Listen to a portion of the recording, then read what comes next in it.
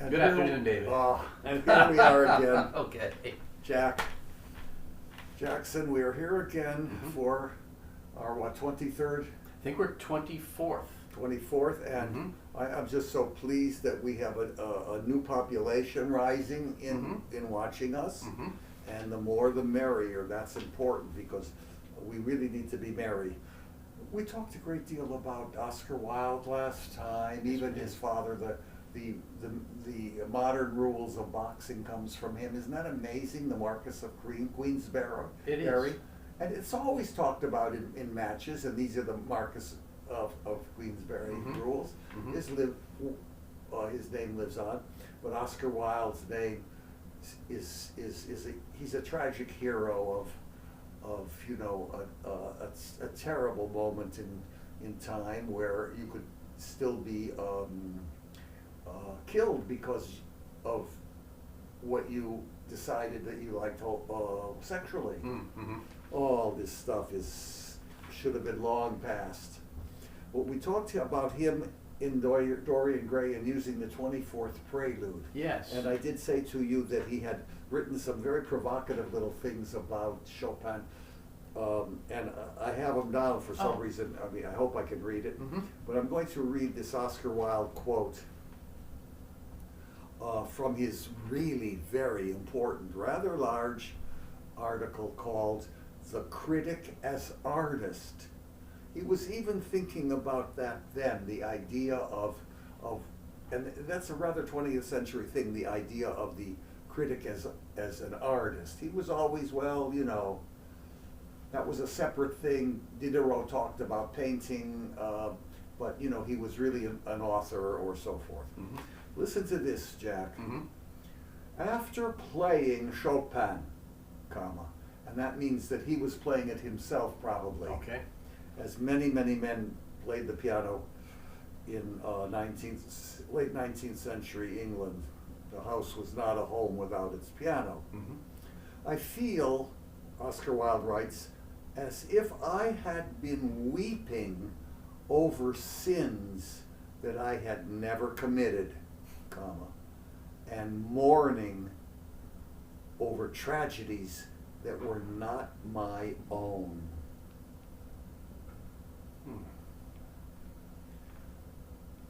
As music always seems to me, his music always seems to produce that effect on me. It creates for one a past of which one here has been ignorant of. It's psychologically unconscious stuff, that he has been ignorant of. And he feels now with a sense of sorrow that have been hidden from him from one's tears. He's telling us that he has great sorrows, forgetting the tragedies from hearing him and so forth after playing them that were not his. But he also goes much deeper. He feels that sense of sorrow that has been hidden from us through his tears. He's crying. Chopin is a composer that you can just in a second, you could just turn to weeping. You never know when it will happen. This same thing Pasternak said of Scriabin's preludes. Interesting, isn't it? That without knowing it, you start weeping. So when he says he feels that he is experiencing the memories of sins he has not committed, it's still as if he's being reminded of some omniscient autobiographical aspect of the self. So is that what he feels Chopin's doing, that he's reminding one of a universal sensibility, or somehow truly transmitting something personal that one hasn't experienced? Which do you think of the two it is? Both. And Okay. I think that always the transcendental in Chopin is very important. Okay. He's transmitting a universality that Chopin is as one of the 5 or 6 great composers that are active in all countries at all times. There's no idea that, Elgar is not really very exportable to Italy. Elgar's a great composer, but nobody wants to hear him in Italy. But everyone wants to hear Chopin Yes. in Italy, Understood. or Germany, or Brazil, or Australia. You're going to have a better audience if you have, as Arthur Rubinstein said, the moment I play Chopin, there's a sigh from the audience. Wonderful, isn't it? It is. So I wanted to go on. I saw this on my Yes. piano. I Yes. wrote it out. And I think I published it in my book, The Art of the Piano, as well. Yes. It's worth hearing. I want to say that this is November 2025. We are on Substack. We are on YouTube. We are happy to be together. We are delighted in talking about ideas which we're really hungry to explore. Everyone should and is, without them knowing it sometimes, very, very hungry. Famine. There's a famine in here. We're not memorizing enough. We're not writing our autobiography or our journal. We should be always having our pen. Have you noticed in movies people don't know how to write? They grasp it like this. It was like a terrible instrument, and they write holding the thing. Movies of another time, do you mean, or Right the present? now, Oh, anywhere. now. I don't know about other times, but now mostly I can see this. They're grasping the pen. Well, the pen is like a bird ready to fly out of your hand. Sometimes Yes. it can go. Yes. Yes, you have to know how. You have to be an artist. The pen is a tool of painting. Yes, it is. Wow, I'm doing very well, I think, in my ideas. I think so, and I think the pen also, just for one writing prose, is a tremendous augmentation using writing in one's own hand, even reminding one of the state in which they were in when writing a certain passage. There's the meaning that we try to leave behind in the art of our own attempts to capture our mentality. But I can look through my journal and oftentimes tell you where I wrote it because of the nature of the realization of the scrawl. I can tell all of the entries that I've written on a train simply because of the notion that the train is not going to be sympathetic to the piece of my hand. And yet I think it influences the result. That's why I'm very, very puzzled that more people don't resist writing their letters, their books, their articles by hand first. I'm convinced that all that the computer keyboard does is mask the personality. It masks the personality. Look at a Chopin manuscript. He does not want you to ever know. Liszt is different. He never wants you to know what his idea was that he's blocking out. Yes. And he will block it out in the fullest pen. But the idea of writing is the idea of flying with your hand. And by the way, anyone can teach themselves to do the left hand as well. I found that out when I was a child and I was injured. I could start writing very well in the left hand with practice. I believe that.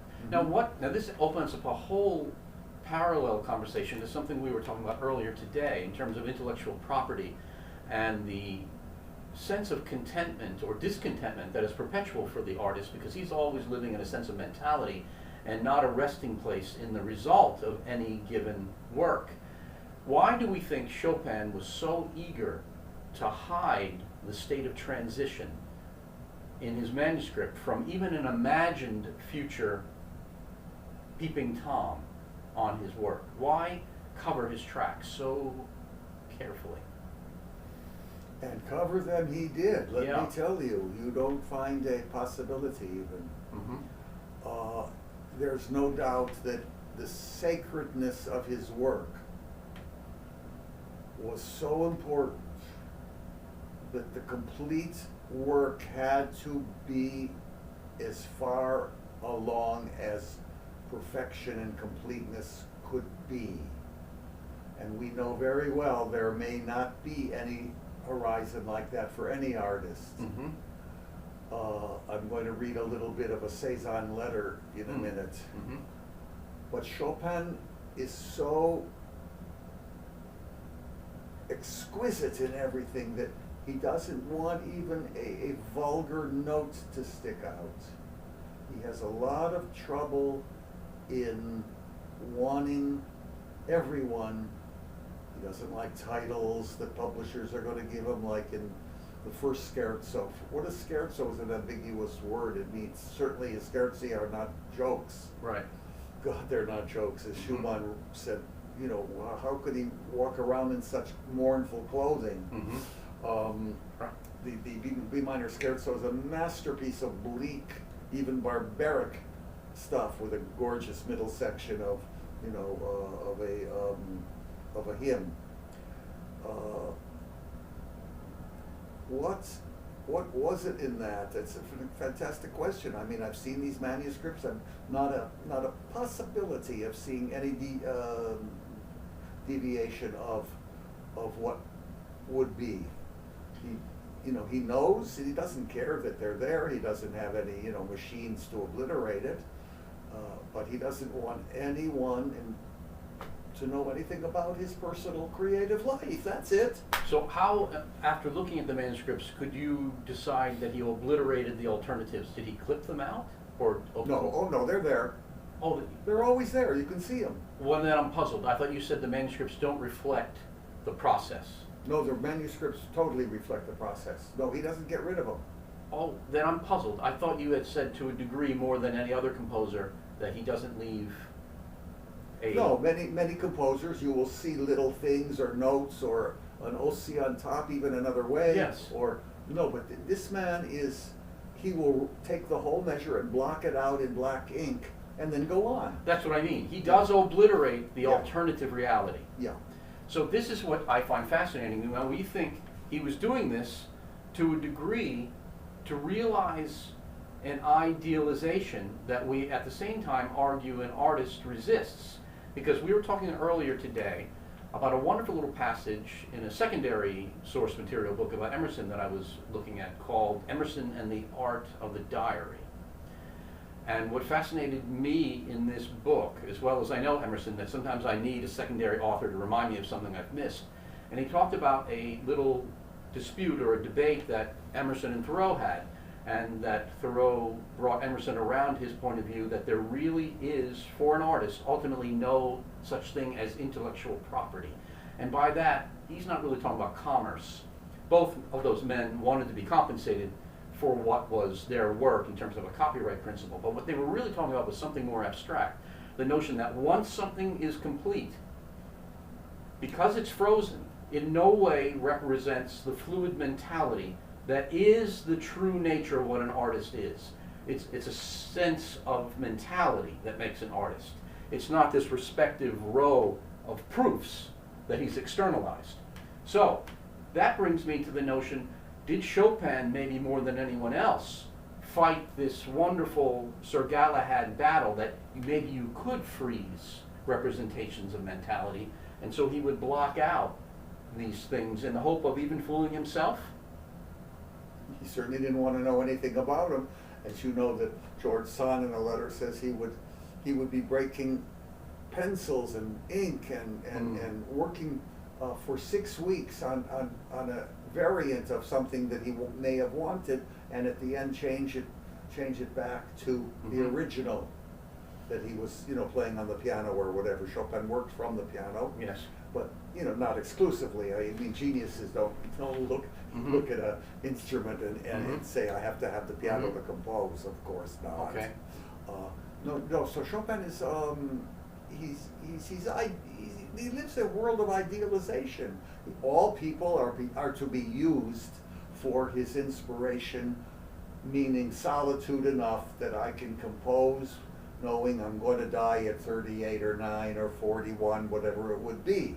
He never made 40, but he has a body of work, and that's like what at the end of his life, after the liaison with George Sand is over, he writes to a very close friend in Poland, Grzma, I think his name, and he tells him, he said, I'm a goner.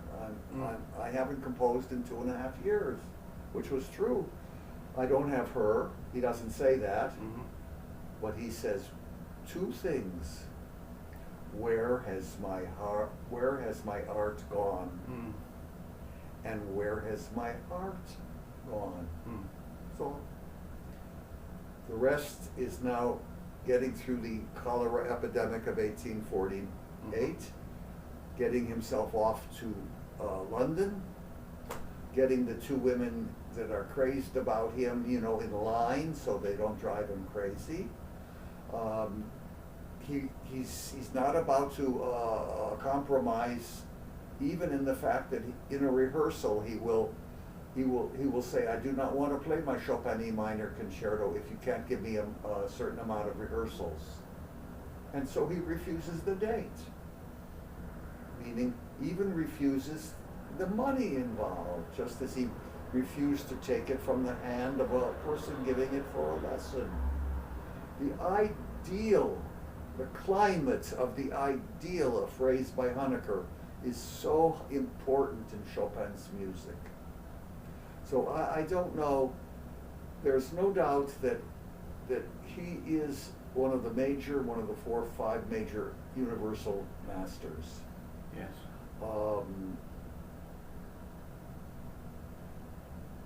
I realize now, after thinking of that very much, the idea of where has my art gone? Well, it's gone to its perfections. Its evolution from the first nocturne to the great spiritualized nocturnes of Opus 62 is his last opus, no, it's Opus 65, but I mean the man was just bereft. Where are my ideas? He's not composing. Do we connect that, do you think, ultimately to his decline in physical health? No. Had he remained robust, would his mentality not have waned? Well, there's the F minor mazurka on his deathbed within maybe a day or two, which he dictates. Mm-hmm. And it's a masterpiece of little chromaticism. That's it. There's nothing in 2.5 years. No, I don't think he was thinking of the coughing, which he had been so used to from about 1837 from Mallorca. He had always had the cough, but now it's absolutely a disease, a never-ending coughing. No, he says, where's my art gone? He's actually doing a great job of criticizing. All the genres that he had worked on are now complete.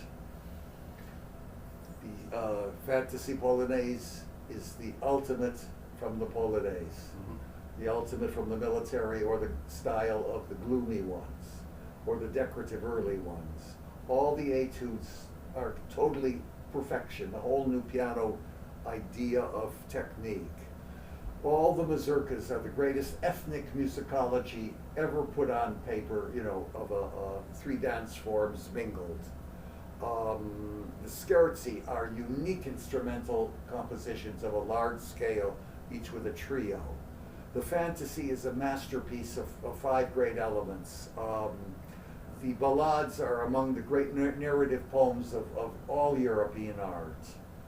He has nowhere to go. He's completed his evolution. He is ready to die. She's left him, and he will die of the coughing very soon. He gets back from London, and within 2 months, he's back in the apartment of his dreams at the Place Vendôme, 6 Place Vendôme, I believe, and he doesn't have that place. That always bothered me, for more than 6 weeks, and the master dies. Well, this fascinates me. Again, I go back to a reference to that book, Emerson and the Art of the Diary, which has a fascinating last chapter about Emerson's latter years, which we imagine had some kind of condition that we might think is akin to Alzheimer's or some kind of mental decline. But this book makes the fascinating argument that sometimes the only artifact that we cannot affect in our lives is death. That is something that comes to all of us. But this book argues that it is a possibility that that degree of fading memory can be an artifact of the artist's own creation, to free himself of the burden of his previous styles and the burden of his body of work. Could Chopin have submitted to his illness because it was the only way to move forward from an absolute, inescapable body of work that was so perfect?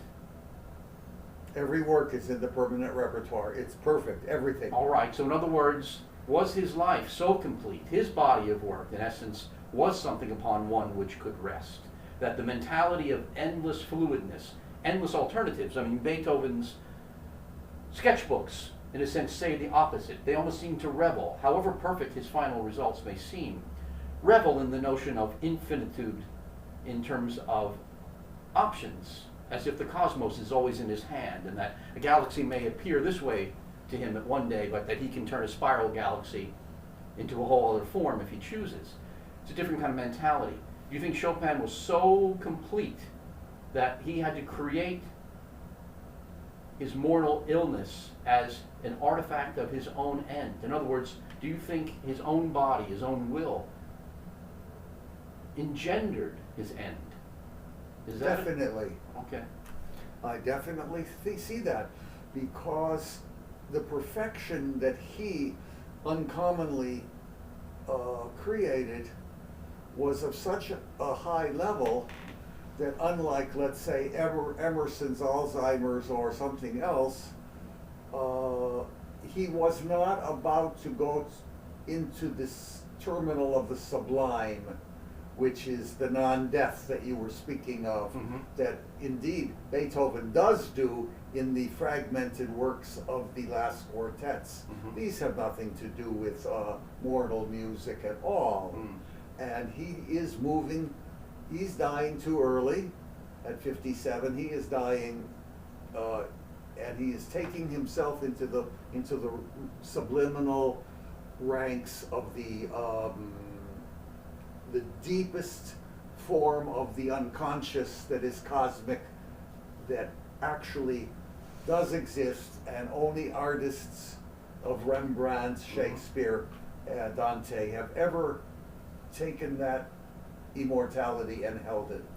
So that would then, you probably answered my question, none of those men, do we know from the literature, ever have the equivalent of the utterance of a Chopin when they're in the latter part of life, maybe wrestling with illness or the imminence of their mortality, the equivalent of a phrase, "Where has my art gone?"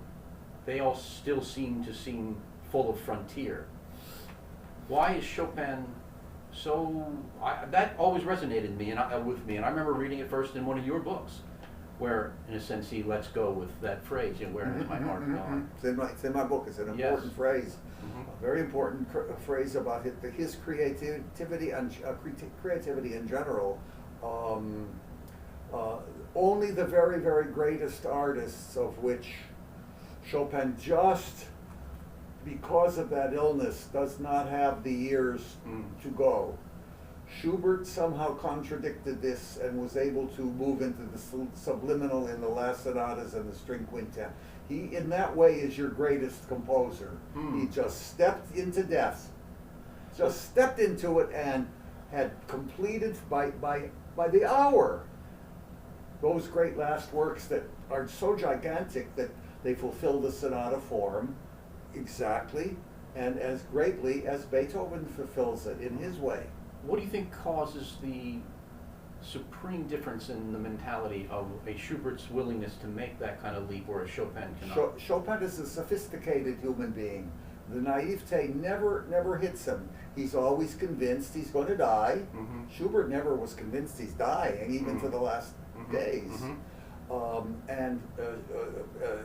Chopin is an effete, very, very dandyish type of man, not in this worst sense in any way, but of an exquisiteness that would only help his creativity.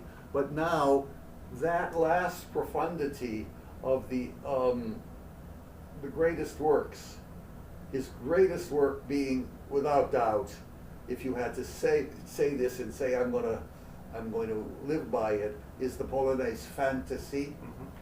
And this work shows, and it's not a work of what we call the same kind of genius that he had in other Polonaises, even like the F sharp minor or the A flat, the heroic. No, this is a work that takes the interpreter. That's why it had no Liszt called it pathological when he first heard it. It's outside of the realm of art. Chopin was moving toward it, but he didn't have the remaining spiritual qualities in his personality. That's a great phrase that you just invoked. Do you feel that when something was outside of the realm of art, Liszt meant then that it was pathological, that there was something incorrect about the mentality of the thing? Yes, he was. So did he feel that the Polonaise fantasy was unhealthy? Unhealthy work. Barcarolle, same thing. And later on in life, in master classes, he made sure of rectifying these opinions of 1847, 48, 46, before Chopin died. Remember, he's the first biographer of Chopin. Yes. He loves him so much, he says, the only thing that remains of my youth is Chopin. And later he would rectify the fact in his master class, and it's written down very well by someone appearing, how wrong he was about Chopin's late works, that they are his greatest works. And we now know that, but no one would dare play the Polonaise fantasy really as a true repertoire work until the early 1950s. It just evaded the little insides of the usual interpreter. The usual interpreter is just an imitator of, oh, that note is that, and I'll touch it that way because the composer said it's piano. It has nothing to do with the spirituality of the Polonaise fantasy. And this is Chopin could not go further. It's his highest. His Barcarolle, he could not go further in magnificent sense of harmonic values which would change music through. It's a work so great that Debussy, the greatest composer of his time, could never have come up with the Barcarolle more than 7 or 8 times in his life. That's so great a piece. So do you 50 think years before. Do you think it's a moot question, and these kind of speculations are futile ultimately? But if modern medicine could get in a time machine and afford Chopin a few more decades, do we still think the cessation of his creation was an artifact of his own creation, and he would have stopped even if he was still a healthy man? Yes, he would have stopped because he would not have had the environment around him that would permeate his life. That is the Parisian high society and the knowledge that even though it was a hard life in many ways, even business-wise, but he knew that he could get things done easily and that others would help him get it done, and that at night he would put on the most startlingly beautiful clothes and take his carriage and horses driven to the beautiful mansion. And he would eat, and someone could make a mistake like saying, oh, Chopin, would you play for us? And Chopin would be silent. And he would say, no, I cannot play for you. I have eaten much too little. It was fantastic beyond belief. He needed a society that could even take criticism from him. The Rothschilds or whoever they were that night. No, he would not have been able to go further than he ever did. It was over. So, this is just in the sense of taking a risk, because who am I to make this speculation? Can the ultimately canonically great be dependent on something so temporal and transient? What would happen, especially if he met with the demand that he would meet with if we could transport a 40-year-old Chopin in good health to the present? Could his art move forward with, of course, the adulation with which he would meet, and of course the means with which he would surely meet, because he's Chopin of the canon? But do we think it was that intrinsically connected to that particular time and place? And so my question is, can anything that is absolutely destined to last for so as long as the canon can last be attached? As much as I love Ives, I think of that for fear for him. It is so endemic to place and time, the music of Ives, that I can't imagine perhaps a human being on Mars in the year 2300, perhaps really, really grappling with Central Park in the dark. I hear you, And I understand it with Ives. He's a very incomplete type of artist. Mm. The very fact that he's an insurance man doesn't help him, believe me. How so? Well, you really can't go into a world of commerce so simply, become so successful, and waste your time so much. I go by Baudelaire's phrase, all businessmen are satanic. So Ives must have had a part of his character that, you know, because an artist just can't be very happy taking the train in every day and going to Ives and Merrick or whatever the damn. That was the name of the firm. Yeah. Yes. And no, he gives up composing around that. He works on his revisions and this and that. He's a dead man by the end of World War II, and he's a dead man because of business. Why did he think he had to do this? Did his wife, who understood him very well, seemed? Did he have children? Was he supporting people? Why did he have to? And he extolled his insurance stuff. He did. Well, no insurance man that I've ever known extolled their profession like that. You see? Do you think his illness could also have been the creation, an artifact of the creation? Oh, sure. He had a heart attack and then he stops. And do you think in a way that could have even been engendered by his own artistic mentality? Because, like Chopin, the world that had fueled the transient perfection that he's representing in his oral art had changed so much. Because he was the man that went back to Danbury as a middle-aged man and wept on the town square saying you can't go back because it didn't look at all like the place that he had extolled in his work and his memory. He wasn't, I do this with the greatest respect, he wasn't smart enough to get rid of those things. You mean the transient elements? Yeah. An artist does not work, a real artist does not work for an insurance firm or lead one. Okay. No, not that, but a real artist only works for immortality. Real artist, Chopin, Beethoven. They don't discuss, they want to get the best payment they can.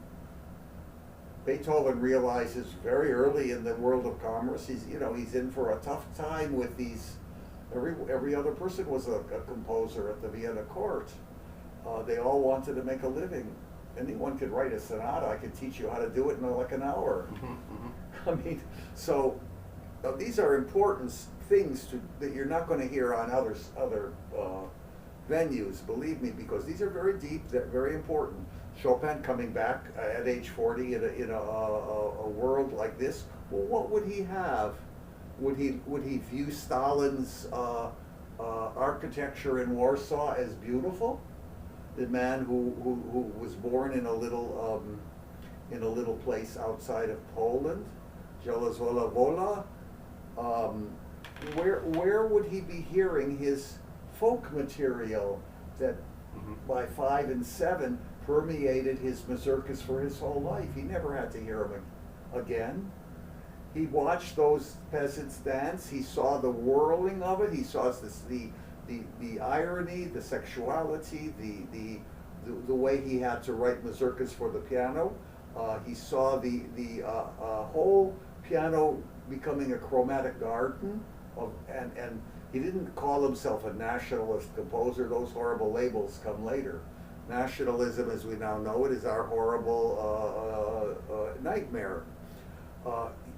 He was still a romantic nationalist, at least, as Liszt was, and so I don't have to learn my Hungarian language. I mean, I'm still an idol, but Chopin is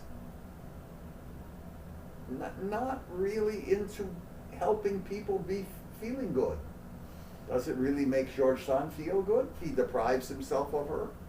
He never reads her novels. He just takes the food. Well, do we know that he didn't read? No, he didn't even read Floriani, the Lucrezia Floriani. He pretended to read it. Oh, there's nothing wrong with that. That's not me. I'm not Prince Carl, the leading figure in the novel. I know that you have to know a great deal of outer material for you to understand all that we're talking about at times, but it all flows together, and it's worth hearing. I believe. And yeah, Chopin is he's not a snob, but he doesn't like to speak French, although he loves he loves the language, but he wants to speak Polish. So he keeps, you know, a few nonsensical Polish friends around him. Not interested in women, that takes up much too much time. Everyone is very upset that, you know, he didn't have hundreds of affairs, and they like to invent the fact that he was in love at 18 with Konstantia Gladkowska, a singer at the Warsaw Conservatory, and indeed he probably did have a great feeling for her, but you know, I don't think he knew her at all. And later in years, when biographers were asking everyone about Chopin, is around 1880, Friedrich Niecks, the first great biographer of Chopin from Edinburgh University, he went to see the still living Constantia, where we hear the slow movement of the concerto, and it's one of the greatest lyric effusions of love, and the second concerto of Chopin. And she says, "Oh yes, I remember Chopin. He was very neurotic, and you know, I think I did better with my Karl." And that was The man that she married. the man that she married. Okay. She says she's doing better with Karl. George Sand would not say that. So he had a little bourgeois, you know, singer at the conservatory who he was attracted to for, you know, a year, and never even had the nerve to go up to talk to her. He should have, because she had nothing to say. He should have, because she had nothing to say, and then he would have been disabused of the illusion of elevating her later. Yes. Oh, I see. You know, he wouldn't have to feel, oh, I'm leaving Poland. Well, she didn't stop him from leaving Poland. There was no relationship at all.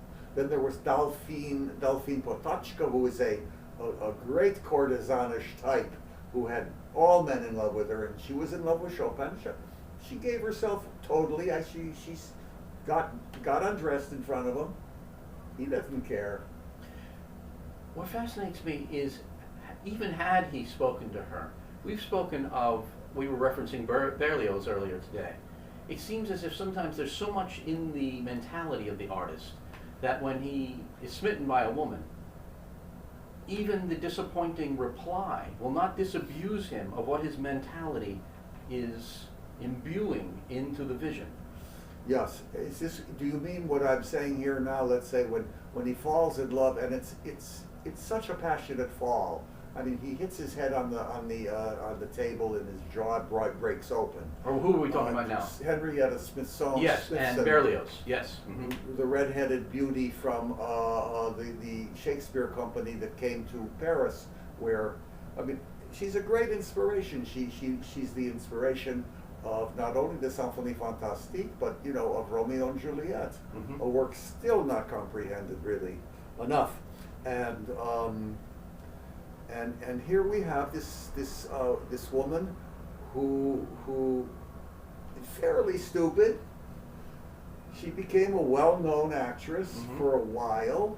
She went back. She had success. She actually did marry Berlioz. He won his game. Like almost all marriages, he couldn't keep up. Even Berlioz couldn't keep up the romantic passion. For if any man could ever keep up romantic passion for a woman, it would be Berlioz. For all the residue of his creativity went into the lustful thoughts of women. He wanted everyone that he loved. And he did find her, and it meant nothing, and they had a bad marriage. Now, did I say something that I wanted to say? Because Berlioz is, he's a man that, unlike Chopin, there's no extra residue. Chopin's nocturnes are his sexual outlet, just as the Victorian girl at home playing them would fall in love with the man walking in the street because she's playing the nocturne at home. Sex and music has hardly been explored. It's really the biggest subject of all in romantic music, and they don't dare it very well. You know, everyone knows about the Liebestod of Tristan and the great love affair of Cosima with Wagner. But the fact of the musical impulse comes with, they're the two of the oldest impulses in the world, the musical and the sexual, and the sexual goes right back into the Freudian, if you believe in him in any way, into the Freudian Oedipus complex. Do you think more people could be persuaded, perhaps, to avoid a career in music if guides sensed that there was a limited talent, if they could be persuaded, the young, that they were being attracted to it merely to add to the festoons of their peacock feathers, as opposed to genuinely loving the thing that can exist outside of the lustful overflow? Yes, that is what must be taught, and it's, remember Gide's mother was so unhappy with Gide's sexuality that, she forbade him to listen to Chopin. Too obscene, this music. See, she understood a lot. Yes. Too obscene. Oscar Wilde knew it was obscene. That's why he used it in the movie, in the novel Dorian Gray, the D minor. Last time we talked about it, why was that used? Because of an obscenity. Well, that's interesting, because it's not the kind of romantic mentality that is elevating the target. It is, to a degree, obscene in the sense, the way we talked about last week, that it's manipulating the target to come into the user's world. Now, I don't know that everyone feels that. No, but when I hear, for example, Liszt, the erotic seems to, however, not to merely be possessive, but to a degree suggest how the object possessed the viewer, that it was so elevating that it was both beautiful in terms of woman, but also just genuinely elevating all of the natural scene because it was so beautiful. Doesn't seem manipulative to me. It isn't manipulative in Liszt. Liszt is great in all things. Yes. Talking about, let's say, a piece, it first confused me because I listened to the Ernst Levy performance of the Benediction to God in the Solitude, and I said, my God, this is one of the great sex scenes in the world. The sexuality of it was dripping appassionata, which, by the way, every four measures in Liszt anyway is an appassionata. So now, if we pointed that out to Liszt, would he be able to? Yes. Oh no, absolutely, because his excuse is that he's in love with the romantic language of Christianity and the Virgin and we don't know what Liszt's dreams were, but they were powerfully sexual dreams. Yes. And so here I am. What the hell is it just happens to be a title of a poem by Lamartine. Yes. Benediction to God in the Solitude, because I'm thinking of, this is a great Christian work. So this is chaste. How come it's played by Levy in such an erotic way, with such extraordinary Lisztian sexual energy underneath? Could that be because he's articulating something very religious using the pianistic figurations that he applies to his more erotic music? No, I think it's exactly what you just said before, that it's a dual membership there. He doesn't he's a very sexy being and he's a very religious being. Why can't we mingle them? Well, he likes titles. He liked a new Lamartine and going to give the title. But at first it confused a young man. Oh, this is not a Christian work by any means. What do you make? Of course, we are told, and I guess I accept it from my own observation, that F sharp major is very much the super Catholic key for Liszt. That seems to occur like in the Villa d'Este, in the Benediction, in sections of the Sonata. The most religious seem to be an F sharp major.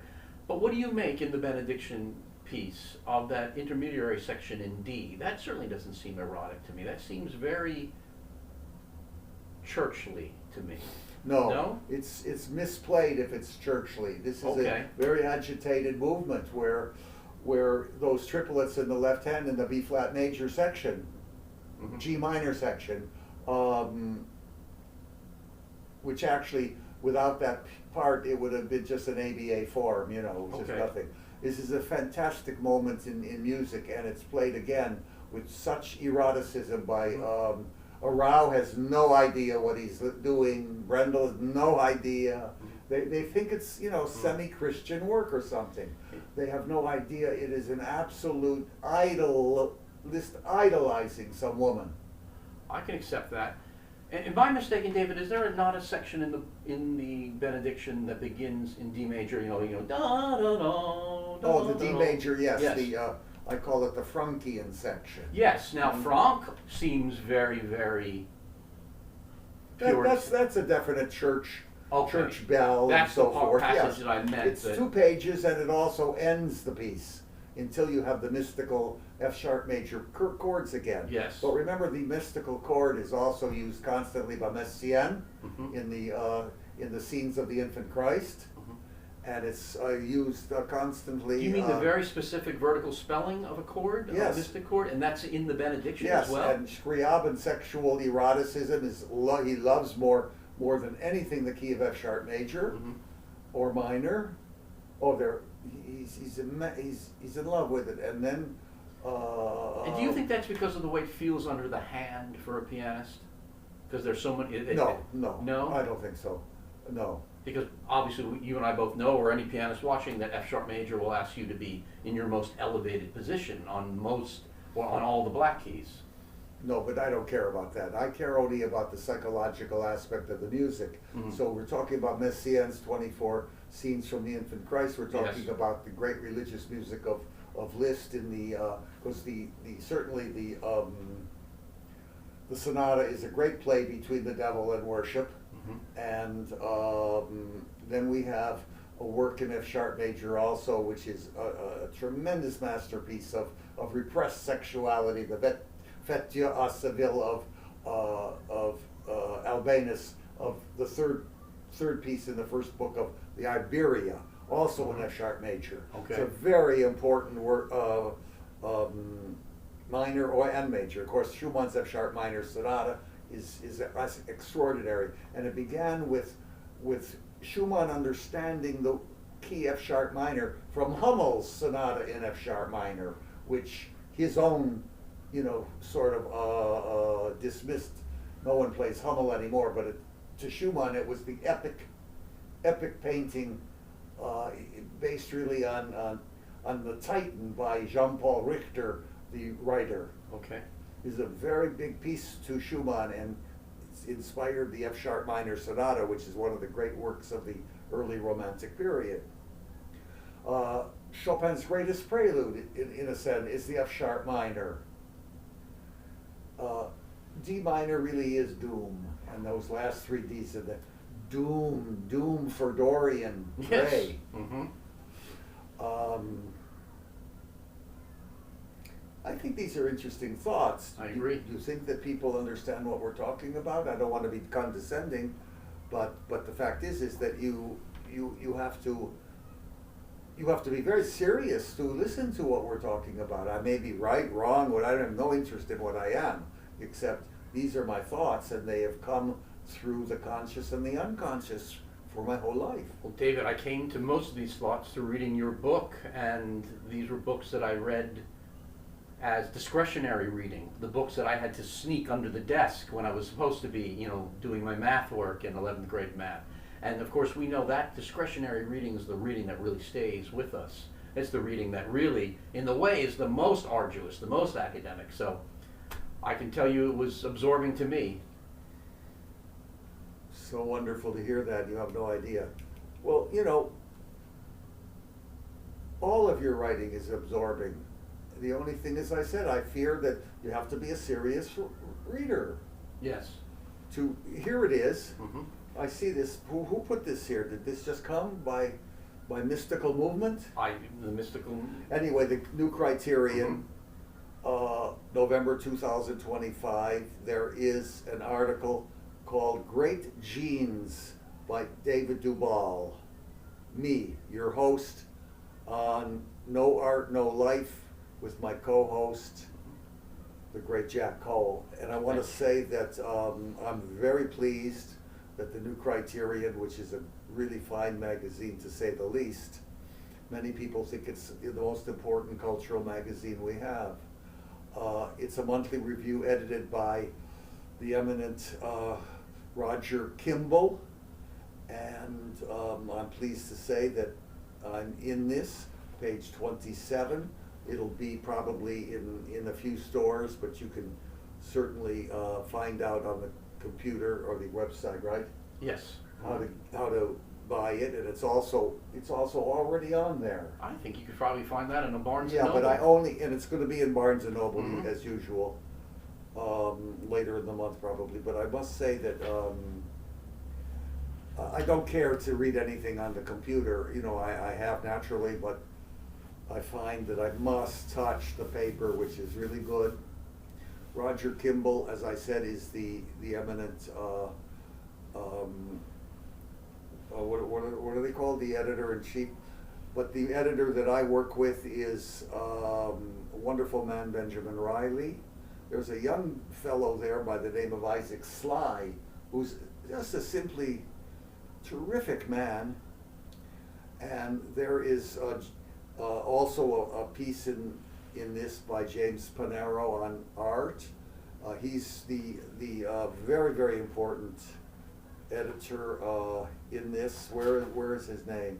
Managing editor is Benjamin Riley, who I've worked with each article I've done, and James Panero is the executive editor. The editor and publisher is Roger Kimball. So if you do not know of the New Criterion, I've already gotten 2 compliments about this article, which begins strangely probably, because it's an article called Great Genes.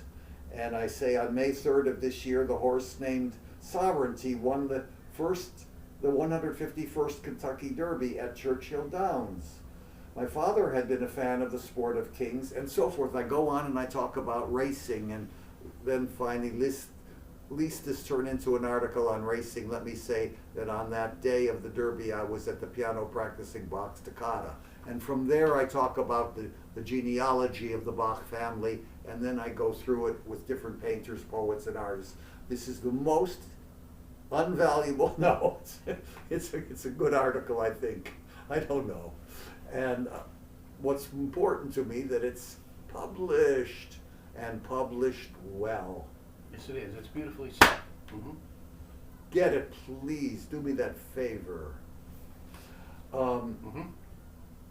You've written 2 or 3 recent ones that you've read to me, which must be published. Oh, thank you, David. Tell us again the titles. One I call Elevated Virginity versus Tattoos, about a young gal I saw on a train platform. And the other was Mankind versus Artificial Intelligence.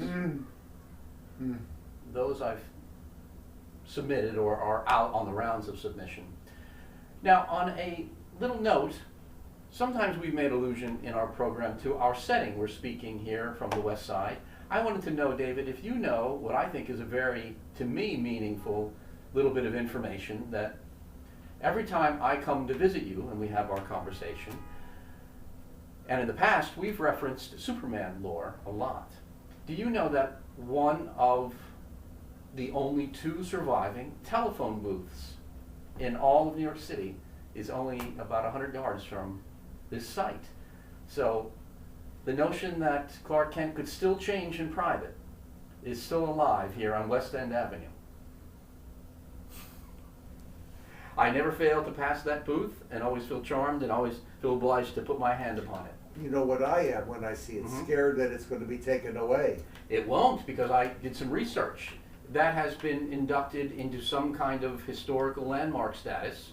You've just saved me from anxiety. That genuinely has been preserved. The reason it's there is because there was a gentleman somewhere in this neighborhood who had a petition created that saved that booth. And it's still wired into the system. If you have 50... Yeah, I know. I made a call on it. Yes.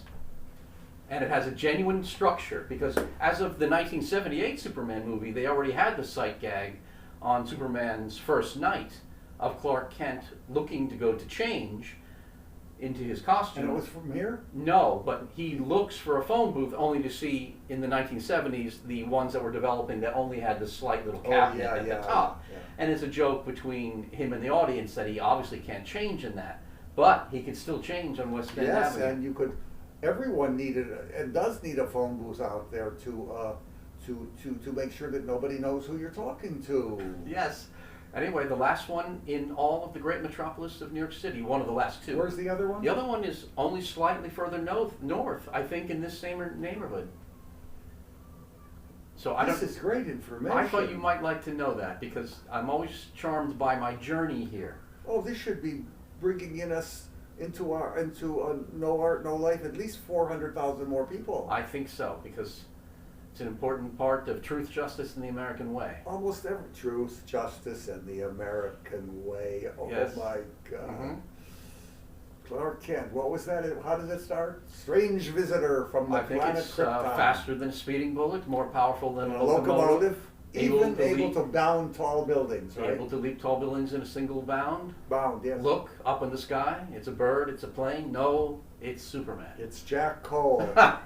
Jack Cole is moving along at a rate of 400 miles an hour, giving us truth, justice, and the American way. I don't know about that, but I certainly love the values of Krypton and the humble morality of Smallville. Ohio? I think the Yes, it's Ohio. Well, I no, think the so. 1978 movie finally places Superman's American hometown in Kansas. Really? But Ohio is where the two boys who created the comic book, they were from Cleveland, from your own city. Oh, I know. In fact, they're I not visited- alive, of course. No, but I visited one of the homes. I know you did. Yeah. So important was this mythology to you Yes. that you visited their homes, just like you visited the place in Pennsylvania in Gettysburg for the Oh, famous for general. that particular small creek where Jeb Stuart had leaped Jeb over Stuart. a small creek, and it created an absolute moment of frozen beauty to people, as if an equestrian statue had leaped over a little crevice in the ground, and it stuck in so many people's minds that it appears in many books. Stuck in people's minds. It's a phenomenal phrase that so many know, but they don't remember what's stuck anymore. I suppose it's funny. It's kind of you to say. I kind of regretted it as soon as I said it. I didn't think it had a very mellifluous sound. Oh, Stuck. Oh no, I love those Okay. phrases. All right. I write them down often, you know. Uh-huh. Those phrases are part of Americana. Yes. It's stuck in my mind. Well, what a wonderful thought. That's what we need to do. We have to. Those pieces of music we're talking about. I don't like when a pianist has to put up a thing that he sees the notes and puts the pedal down a certain way to get the next page. Oh, you mean the people who are reading off of tablets now? Yes, they're reading off the tablets. Even they were doing it only with modern hard stuff that they couldn't or wouldn't want to memorize. Now they're doing it with masterpieces. With everything, yes. Mhm. I don't like it. And when I don't like something, that means nothing. Meaning that it has no meaning, or that your No. assessment has no meaning? No, my assessment has no meaning. They just won't care about what I think. When you tell performers that you encounter that they should refrain from using a tablet? Oh yes, I have. Mhm. I have. I think it hindered a woman in my class recently in a concerto. It's just, you cannot do it. You Mhm. cannot keep your eyes on notes. It has to be with inside. Mhm. So anyway, what's happening in the realm of pop music? Anything good? Oh gosh, I signed off with the death of Gershwin, so that's all I can Oh, tell you. that's 110 years ago. I'm afraid so. Now, we were speaking about people, or we were speaking about Chopin, a man who said, you know, where has my art gone? And then, of course, life, Where my heart gone too. and, yeah. and his life and his health takes that question away, because in a sense he doesn't have to ask it anymore because he expires. I often wonder about that for someone like a Gershwin, whose music is so much of a a longing, wistful conception of the urban and the beauty of a Manhattan that I think has hardened out of existence. What would he have done with his genius had he lived beyond the time that reflected his own aesthetic? Have you ever given that consideration? I have, in a small way, of course. Gershwin was a young man still, of what, 37 or 8? I think so. A genius that was flaming. He would have composed works of real worth for the piano alone. Mm-hmm. There would have been a marvelous piano sonata. Yes. There would have been a piano trio. Now, this is speculation? Yeah, of course. Because I do know on a list of works that he was forecasting was a second piano concerto. There would have been a second piano concerto. It could have been marvelous. Yes. The first one is a very glamorous piece, marvelous stuff. That's always the one I admire the most. Oh, of I all love of it. I us. just think Yes. it's masterful work. The second concerto, the Rhapsody. How could you not like it? Yes. I mean, the Rhapsody just pushes you into. He was a young man of 24, so he's 37 when or 8 when he dies. He's certainly has some wonderful pop songs in him Mhm. yet. Mm-hmm. 20, 30, 40 if he lives to 65. Mm-hmm. His brother was always encouraging him. He would have continued painting, for he had a really fine little talent. Mm-hmm.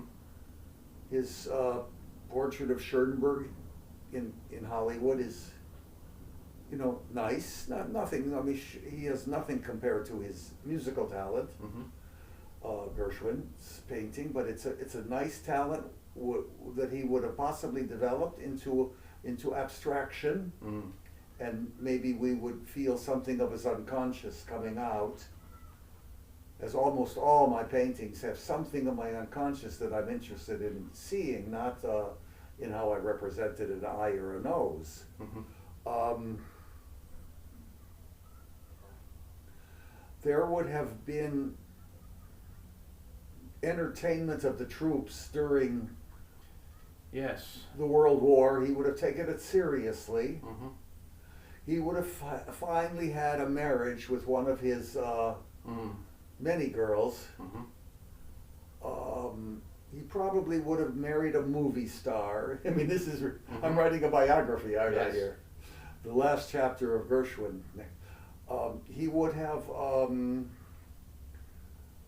continued playing tennis, gotten better. Mm-hmm.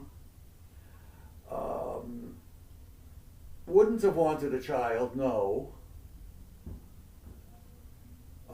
May have had an illegitimate one that we don't know about. There is, yes, that Oh, putative son, isn't yeah. there? Yes. Possibly, but I doubt it. We would know now by DNA. Yes. Mm-hmm. All the mysteries are going. So all that I'm saying about Gershwin, maybe he would have even been he wasn't that old. He could have been still drafted, and maybe he would have liked going in the airplanes. It's possible. God help us. He certainly would not have been at Iwo Jima fighting. So he would have been entertaining, with Rita Hayworth and Mm-hmm. other, and he would have had some affairs, for the women were just swooping around him. I know he really fancied, now help me, because here's a name, we talk about names that we don't get to say out loud and are unsure of. Does one say Paulette Goddard? Paulette Goddard was the There we wife go. of Charlie Chaplin. I Charlie think. Chaplin. I know he really fancied her at one time. Yeah. Mhm. So did you. Paulette Goddard. When you saw a movie of hers. Oh, you mean the Universal You? Right, the Yes. Universal You. I thought you were trying to take Lana Turner from me. Yeah, unfortunately, the great romances that men have had have come from their idealizations of Betty Grable's legs to Marilyn Monroe's Mhm. ass to whatever it be, Sophia Loren. If only her chin was a little lower, she would have been one of the great beauties of all time. But she doesn't command that because of the chin. Please, this is all very serious to me, Yes. because it is serious. Mhm. And that's why this is genetic. What is it, the great genes? Yes. My article on, yeah, very few people transmitted to their children, as you'll read in this, anything at all. It had to be the big time in them. That's the argument. I don't know that anyone has really quite addressed the theme that's in that essay. But when I first read it and encountered it, I remember I told you that is what struck me first, that I don't know that it has a precursor. And when I said, they're going to possibly not like this racehorse thing, no, you said you had to open up with something that was so true. There's not a great racehorse that is not part of the genetic system. That's right. Don't you say that almost all the living champions can be traced back to? Well, there were 700 alone from his retirement over the years. But we had, great horses like Citation and Man o' War, and you name it. I mean, even little horses like the 1950 winner Ponder. I like that little brown horse. You're right. I mean, the argument there would be as if we could find 60 canonical or near canonical composers since 1886 and all prove that they had Liszt's DNA. Oh, absolutely. And that, of course, is absurd, and it's not the case at all. But that's what the horse analogy invokes. Yes, and the horse analogy also evokes possibility that we better not tamper with them, because we're not going to get from a great Jack Cole any child that will equal him. Oh, well, you're very kind, David. Thank you. That's not kindness. Well, that's a probability. Oh, thank you. The interesting thing here is the horse is a manipulated thing. And I don't want the human being. I'm very glad that Wagner's son Siegfried, what a ridiculous name for a son, to name him after a character in his opera. Yes. What kind of ego is that? Considerable. There's Isolde too, Yes. Eva, everything. Please, this guy was not going to be a Wagner. Number one, I even mentioned, someone said to Wagner, because the offspring are awful, they're nothing. Mm-hmm. Just business people of Bayreuth, including Cosima. But what was I just saying before that? I hate to lose the thread, because it was... Well, to a degree, we're still alluding to your essay, which begins with the notion that what can be successfully traced to a sire in a horse and passed down. Yes, and I don't want that to be from humans.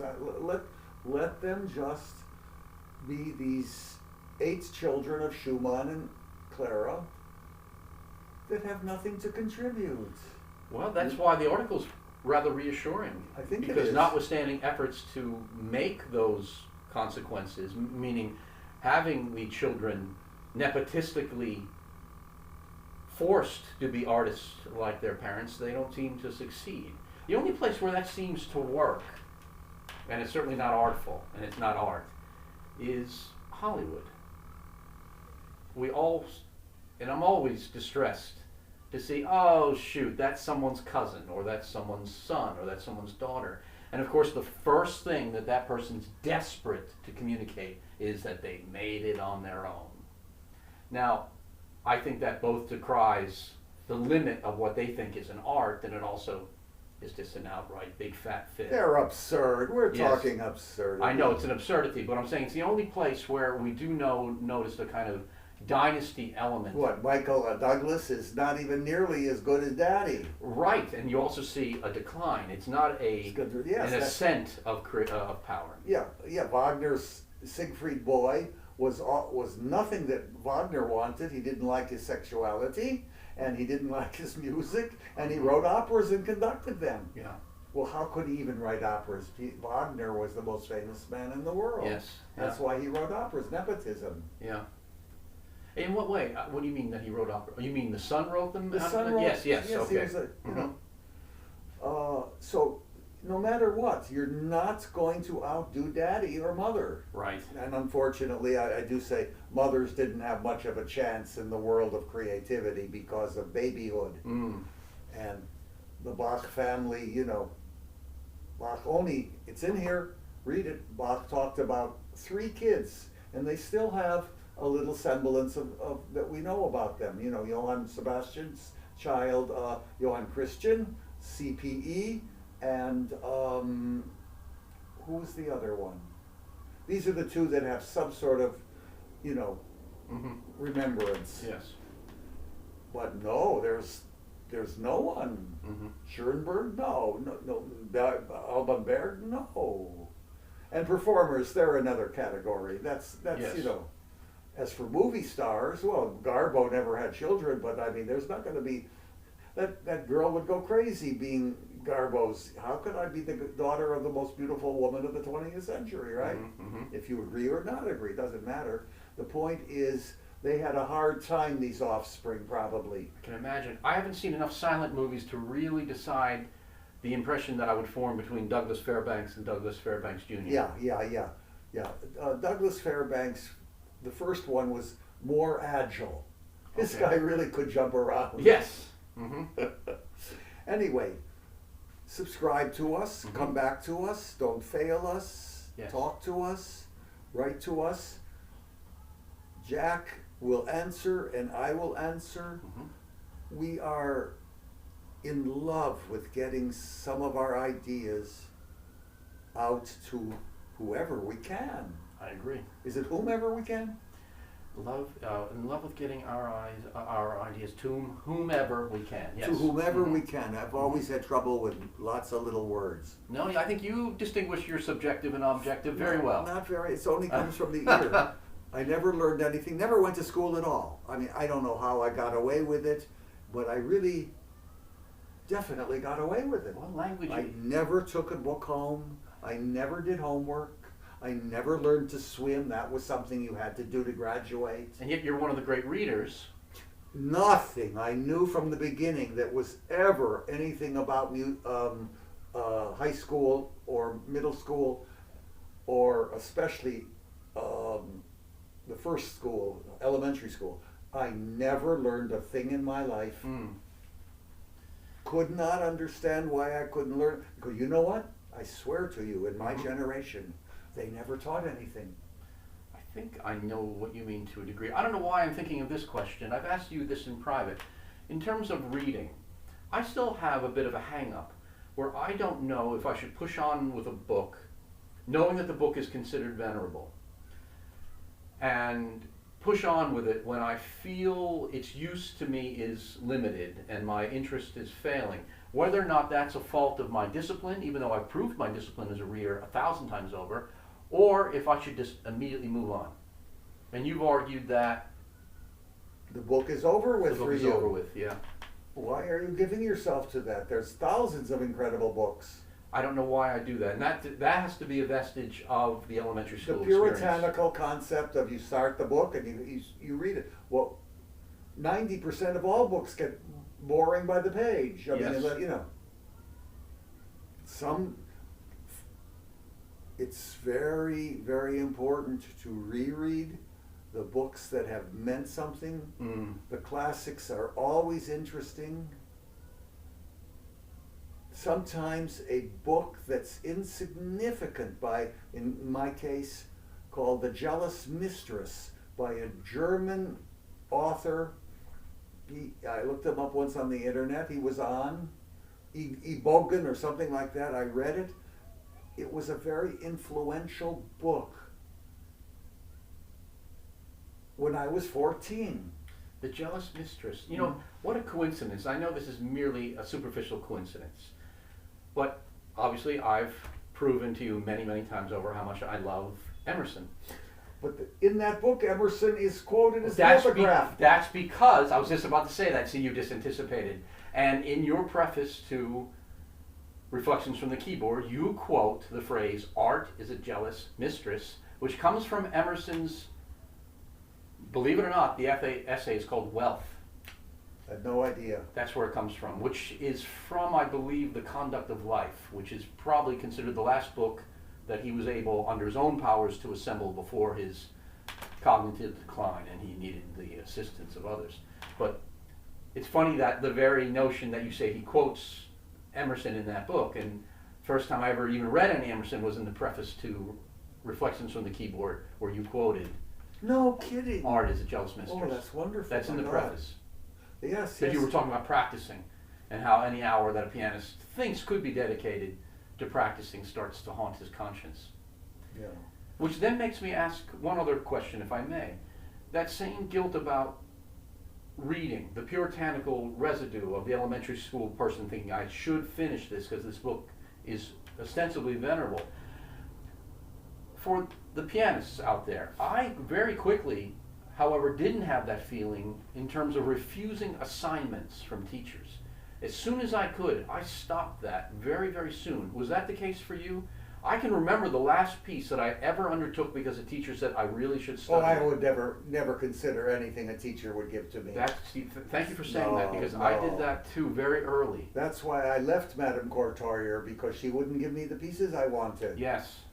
That's a sense of power that, I don't like about piano teachers. Mhm. Oh, you're not ready for that. Because the Piano pieces teachers are dangerous creatures. I agree, because the pieces that I always thought were the ones that I wasn't ready for, or the ones that I loved so much that they caused me to make a leap. Exactly. The leap will come from, Yeah. that inward desire, and then that love for that specific piece, it makes you practice it. For what human being in their right mind, if they're really creative people, would want to sit and practice 9 hours a day on the same thing? Oh, you can only hate it. Now, for the sake of experiment, may I mention the last piece that I ever took up because someone really suggested, because I was neglecting this composer, I should study it. And I'm just going to name it because I think a lot of people would say, oh, this is one of the venerable works that breaks their heart to hear it, is the Davis League dances of Schumann. I could not grab onto it at all. And yet I know it speaks to a lot of people. And have you had that same experience with works that are considered very much part of the repertoire, pieces that some people could commit to a desert island with, and yet it doesn't speak to you? Enormous amount. That's why, yes, okay. Mm-hmm. Maybe I gave them up years ago, or there's 19 Chopin nocturnes, there's only 4 that I want to play. Mm-hmm. That doesn't mean that I haven't read through them, and they're not enough to read through. I cannot go and continue thinking of sound and memorizing and going through all of this terrible stuff that you have to go through. Do you think that's what makes so many modern programs so arduous? Because the mania for complete sets, where we always hear someone playing all the Chopin etudes or something, where we go back to the early 20th century, and even if they are a little bit dated looking, they're so interesting, the programs. Sometimes they'll have these. They're never, the music may be dated because, but it was very nice when someone would play a large, heavy work, and then the second work on it would be a little, a wonderful 3 minutes by Chaminade, and then maybe a melody of Gluck from a transcription by Scambati, and then you would go to a big Beethoven sonata. Yes. I mean, I don't know why these people think that people have such listening powers. They don't. Mm-hmm. Davidsbündler Danze of Schumann has masterful moments throughout, and if you're Cortot, you can make them wonderful. Mm-hmm. But most of them are terribly boring because they don't know how to play Schumann at all. Schumann is so inside that when you make a decision to play him in public, you have made a decision to bore many people. That's an interesting statement, and that's not necessarily a sin, is it? No, no. Clara understood all of that in her Mhm. time. Oh, that's too long. Get rid of those 5 variations. He did, and they were more beautiful than the ones he left. You see, so Mm-hmm. Brahms published them later on, and then because the LP record made people listen longer. Yes. Mahler and all those horrible giantism symphonies, Bruckner, all of them. We all sat and we listened to the St. Matthew Passion. I remember I once put on the Bach Mass in B minor 4 times on WNCN in a row because I was busy doing something else. Oh. So cut letter. Wow, was that a feat of programming? Well, maybe for 5 people, The idea of getting a chance to hear it repeated 4 times. Yes, come on. Okay. That's not good listening, radio listening anyway, unless you are ready to turn your lights off and sit down alone. I understand. All these things are important. They are. Mm-hmm. So, when you're talking about how we listen, or David's Blundlet, I started them a couple of times, and certainly I have my favorites within these 18 pieces, which are hardly dances. It certainly doesn't have any ending that by the time you're done with the ending, you thought you were done with it 3 times back. There's a lot of problems in Schumann's, not in the sense of his music, but in the way he thought people would be listening. I remember it's in one of your own books, and you just mentioned it before a few minutes ago. In a way, he is made very much to a great degree, the way we perceive him now, from the LP. Yes. No one played those big Schumann works until the LP. Yeah. No one had any trouble with taking away from the Fantasiestücke the ones they didn't like and only played Anschlag, Warum, Traumosphäre, and it's a very good thing to do. Yes. Why would anyone think that you have the temperament for 18 pieces, that each of those pieces would be fun for you, or you'd have any temperamental affinity to them? You see, we live in so superficial. Artists think much deeper than the conditioning we've been given. I think we've said so much. We did, yes. And that every time we have been together, Jack,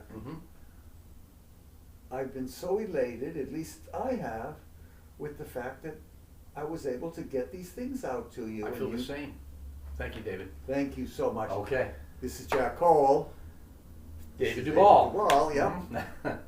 I learned how to spell it late, but it's here. Okay. And I think sense of humor is an important thing. And I laugh at myself often.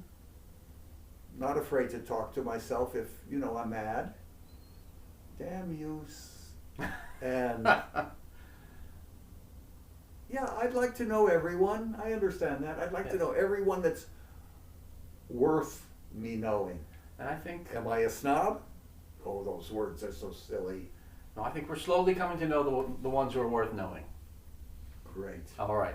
Thank you, David. See you next time. See you next time.